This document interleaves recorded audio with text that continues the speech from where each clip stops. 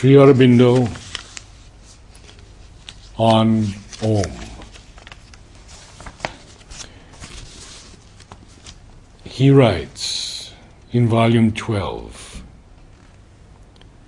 "The word has its seed sounds, suggesting the eternal syllable of the Veda, Om. He spells it A-U-M, but in every other book, in all his other works, he spells it O-M. I found that interesting. Then he writes a note on the Chandogya Upanishad. Om is the syllable, and then in parentheses, the imperishable. One should follow after it as the upward song, parentheses again, movement. For with Om one sings, parentheses, goes upwards. The Chandogya is to be a work in the right and perfect way of devoting oneself to the Brahman. Its subject is the Brahman, but the Brahman as symbolized in the Om, the sacred syllable of the Veda, not therefore the pure state of existence only, but that existence in all its parts. Om is the symbol and the thing symbolized."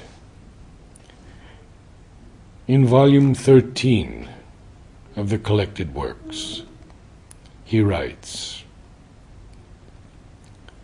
"The basic syllable Om, which is the foundation of all the perfect creative sounds of the revealed word. Om is the one universal formulation of the energy of sound and speech, that which contains and sums up, synthesizes and releases all the spiritual power and all the potentiality of Vak, speech, the goddess speech, and Shabda, sound, vibration, word." Again, in volume 13, Sri Aurobindo writes, "The mantra of the divine consciousness brings its light of revelation. The mantra of the divine power, its will of effectuation. The mantra of the divine Ananda is equal fulfillment of the spiritual delight of existence. All word and thought are an outflowing of the great Om. Om, the word, the eternal, manifest in the forms of sensible objects, manifest in that conscious play of creative self-conception, of which forms and objects are the figures, manifest behind in the self-gathered, superconscient power of the infinite. Om is the sovereign source, seed, womb of thing and idea, form and name. It is itself, integrally, the supreme intangible, the original unity, the timeless mystery, self-existent above all manifestation in supernal being."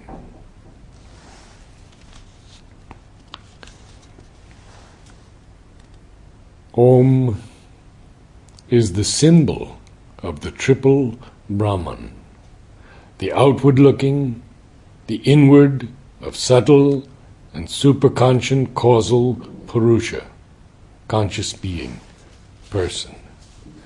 Volume 23.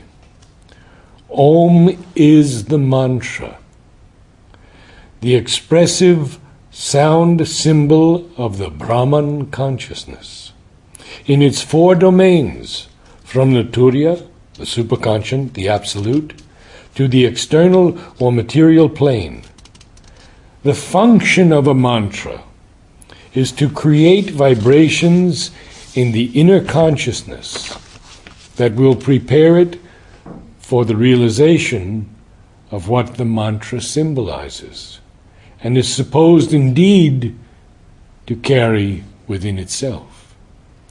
The mantra Om should therefore lead towards the opening of the consciousness to the sight and feeling of the one consciousness in all material things, in the inner being and in the supraphysical world, in the causal plane above now superconscious to us, and finally the supreme liberated transcendence above all cosmic existence. And in volume 24, describing someone's vision in the triple transformation, Sri Aurobindo writes, Om, and in parentheses, golden, rising to the sky, means the cosmic consciousness supramentalized and rising towards the transcendent consciousness.